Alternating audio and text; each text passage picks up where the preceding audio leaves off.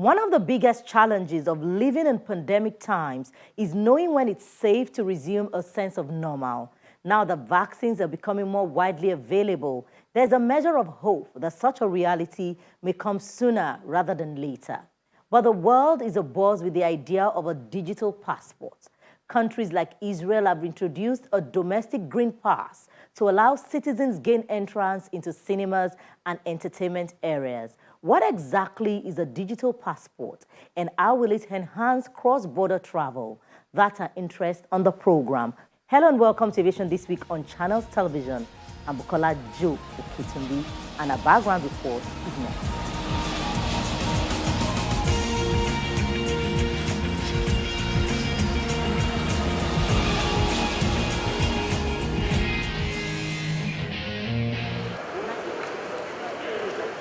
Aviation restart is gaining ground as passengers across the world are gradually returning to the skies. No thanks to the coronavirus vaccine. However, many don't want to give the virus a chance to return as new variants are popping up in some areas. One solution that is gaining traction is a vaccine passport, which could allow people to prove they've been vaccinated against COVID-19 in order to return to certain activities, such as flying internationally, attending sporting events, or sending their kids back to school. From the economic point of view, the issuance of a vaccine passport will speed up travel and population flow and benefit vaccine production and tourism. However, others warn about the possibilities of illegal trade of vaccine passports in the market due to lack of effective international policing. First, it was the International Air Transport Association creating a digital passport to verify passengers' pre-travel test or that vaccination meets the requirements of their destination. The IATA Travel Pass has been developed as 4 independent modules that can interact with each other. Now to the US, where United Airlines released a mobile app that allows customers upload test results and vaccine records.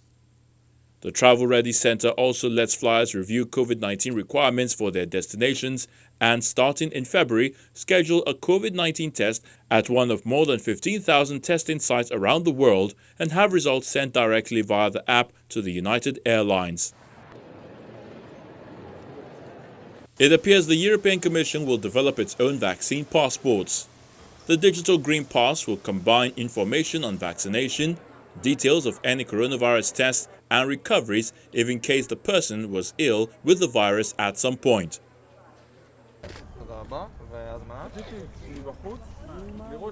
In France, the Green Passport is key to the restart of the hospitality sector and tourism sector.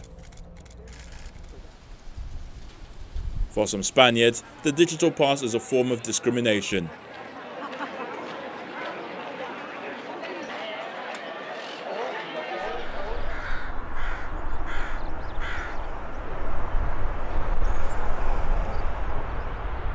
China has launched a digital COVID-19 vaccination certificate for its citizens planning cross-border travel, joining other countries issuing similar documents as they seek ways to reopen their economies.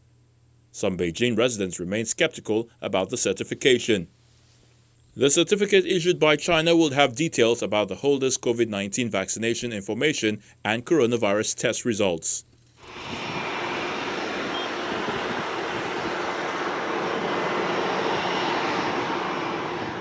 And now to the middle, where Qatar Airways has been running trials for the IATA Travel Pass digital passport. The Travel Pass has been developed so as to ensure that passengers get all updated information on COVID-19 health regulations for their destination country. Moreover, this app will also provide COVID-19 test results with the airlines in order to verify the flying status of passengers. Meanwhile, the World Health Organization, the WHO, is asking countries to be exceptionally careful regarding vaccination certification. With regard to what a certification of vaccination can allow you to do, that is at national level or international level, and the use of a certification of vaccination which allows you to travel or allows you to carry out certain activities like attend a restaurant or go to school or attend university. We have to be exceptionally careful because right now we're dealing with a tremendously inequitous situation in the world, where the likelihood of you being offered or getting a vaccine is very much to do with the country you live in, very much to do with the level of wealth and the level of influence that you or your government has on global markets. There is also a debate among EU member nations, with some arguing it may be premature to issue such passports, as it's unclear how much protection vaccines give against transmission.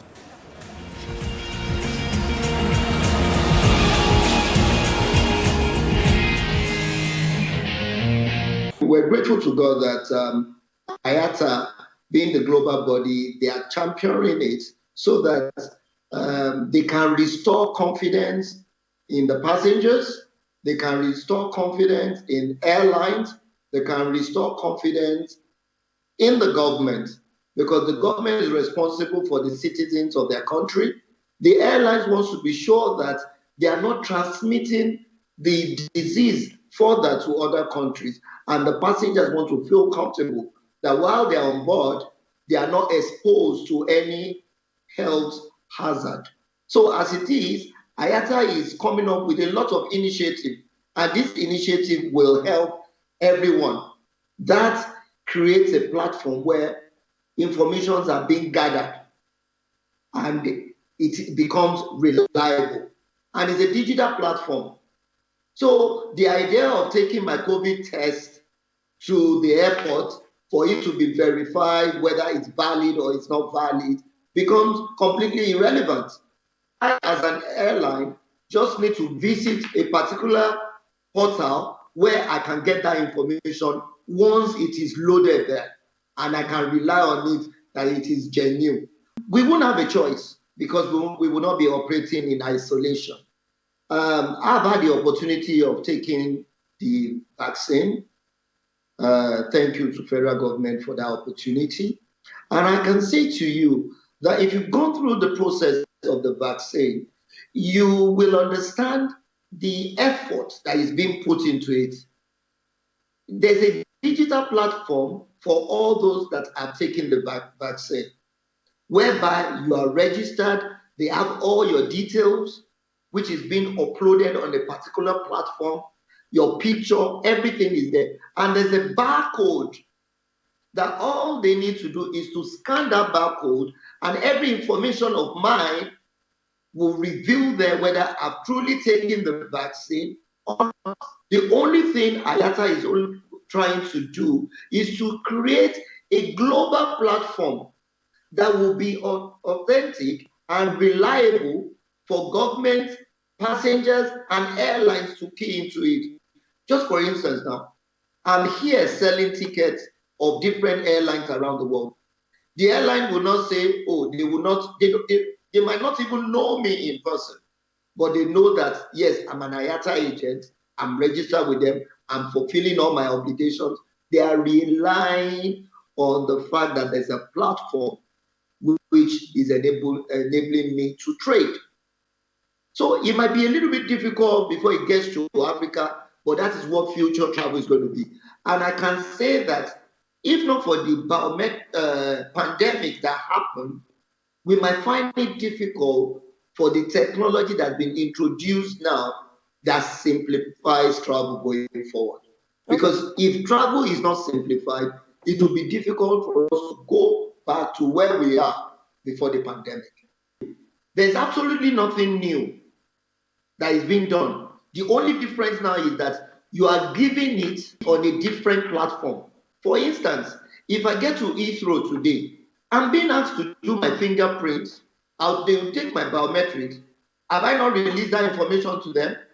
They will do my eye scan. Have I not revealed information to them? So there are so many other things that are being revealed at the entry border.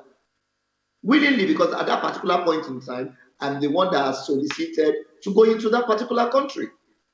So now creating a platform does not make it any different. Rather, the process has just been simplified. And once the process is simplified, it does not make we, the travelers, vulnerable. And that's the truth. As long as the platform that is being given to us is a secured platform.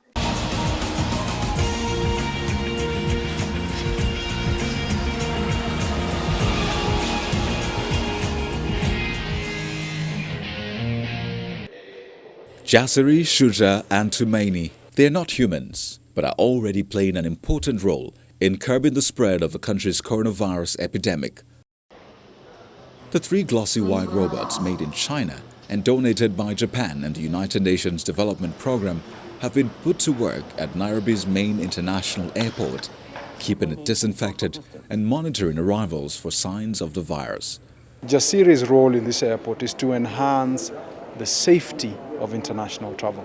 And by that I mean its ability to, 1, take temperature, its ability to sanitize the environment around it, and more importantly for us and for the entire country is the fact that it relays confidence in the safety of air travel. As Jasiri, a Swahili word meaning brave, does his rounds, he sprays fine jets of sanitizer from containers attached to his sides and takes infrared pictures with a camera mounted in an extendable neck,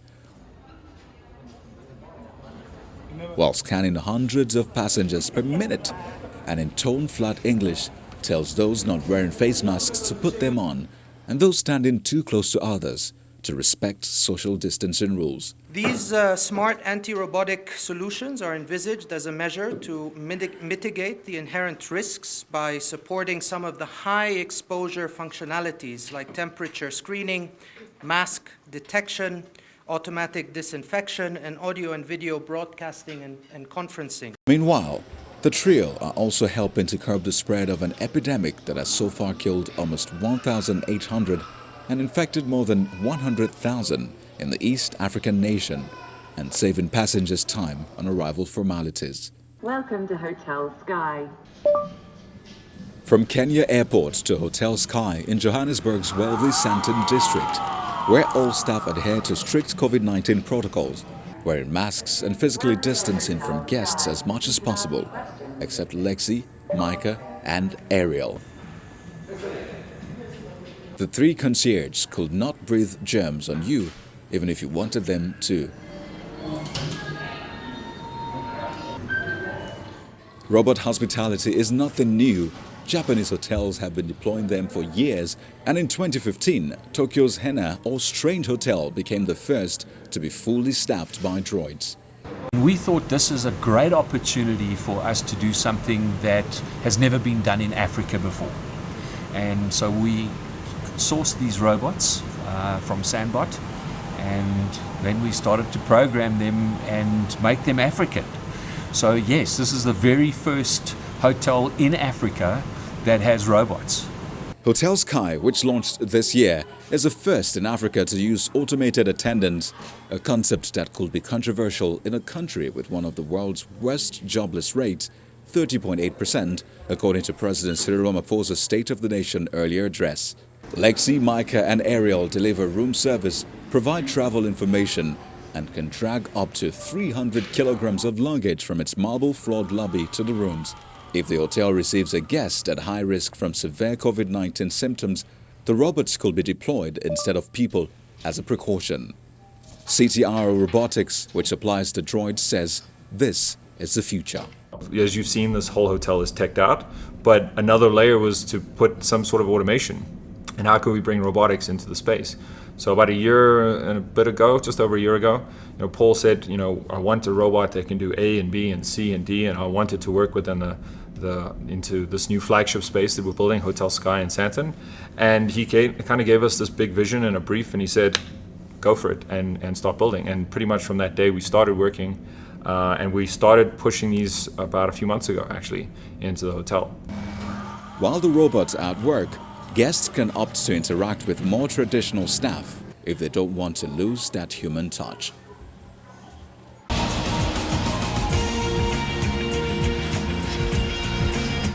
When Aviation This Week returns, our special report is next. Do join us again.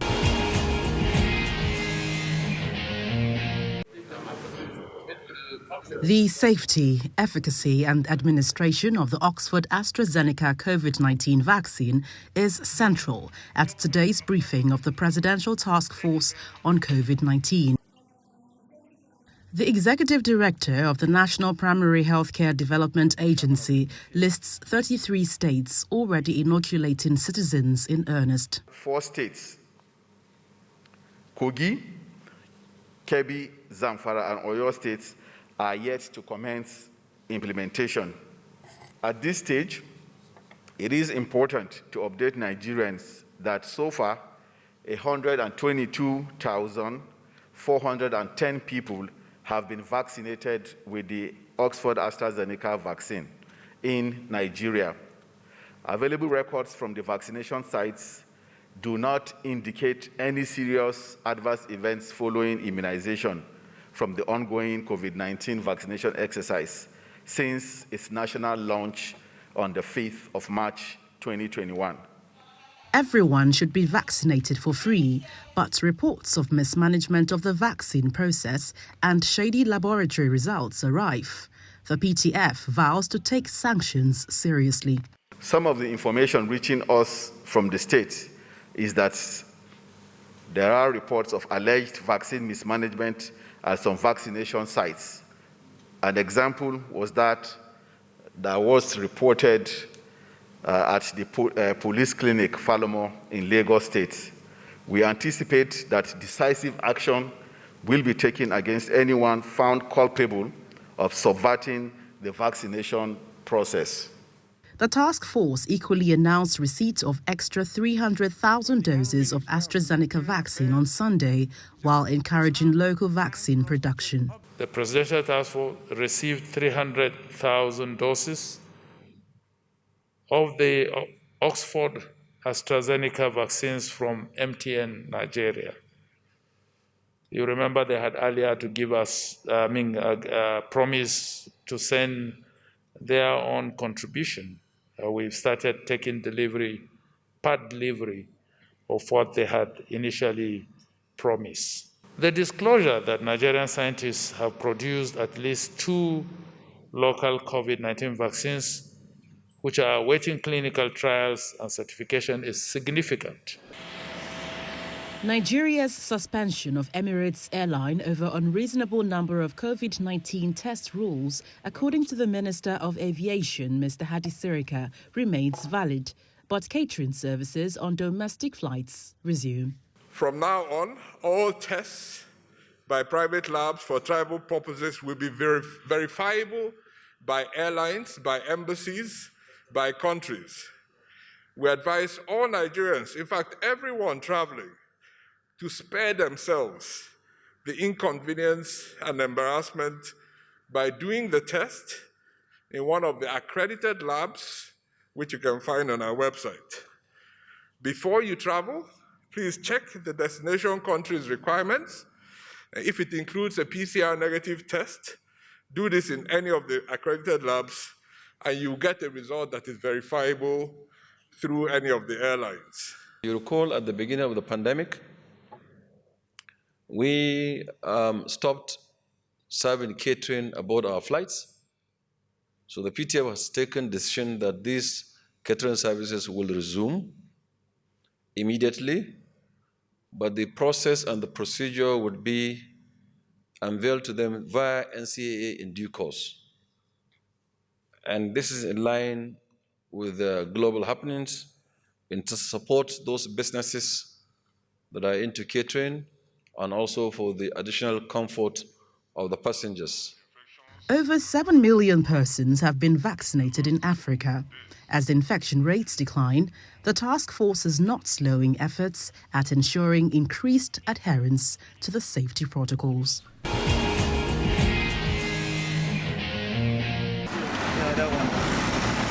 Airlines transport 52 million metric tons of goods a year, representing more than 35% of global trade by value, but less than 1% of world trade by volume. This is equivalent to $6.8 trillion worth of goods annually, or $18.6 billion worth of goods every day. Aircraft on the cargo airside of the international terminal in Lagos. This is one of the major hubs for air cargo in Nigeria, with the ground handlers having their terminal operations running.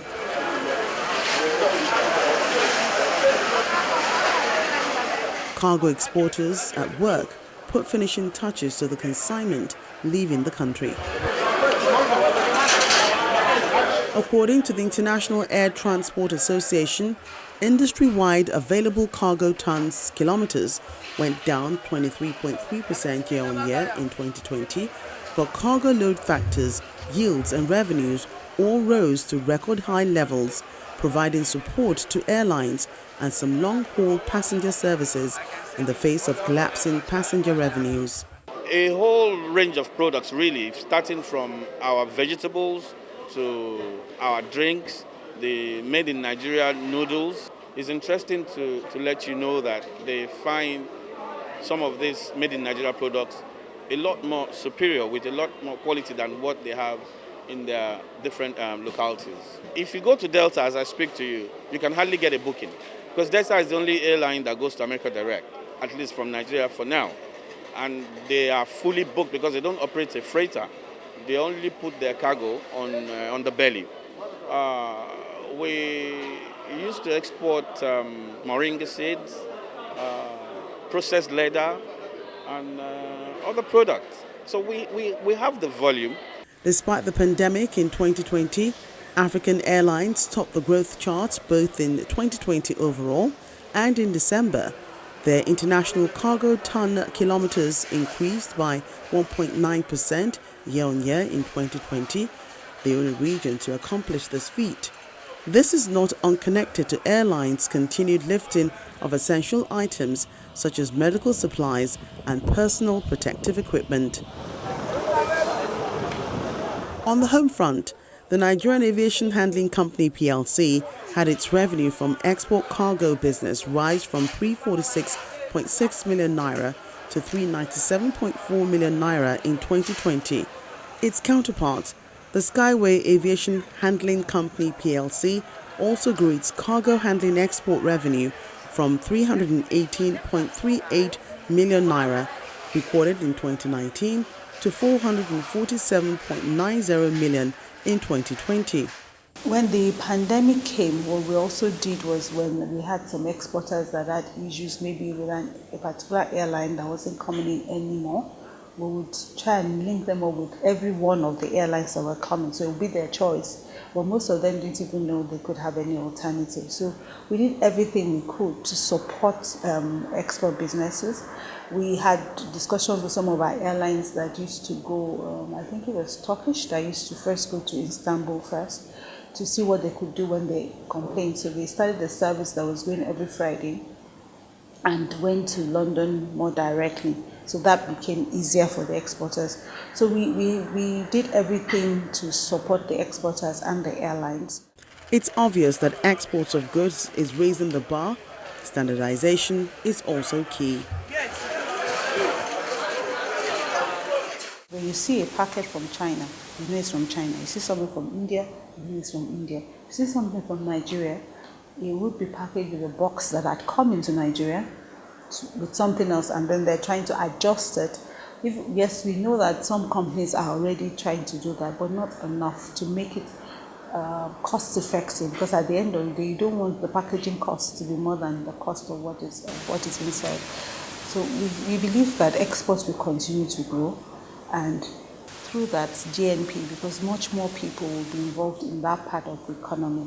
Standardization is what will help us to get there. Standardization to fit what the market that we're exporting to actually wants.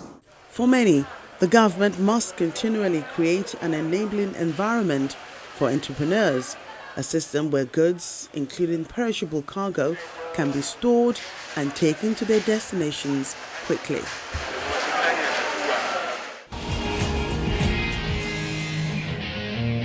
This is where the curtain falls on this edition. Thank you so much for staying with us. I'm Bukola Jo Oketumbi.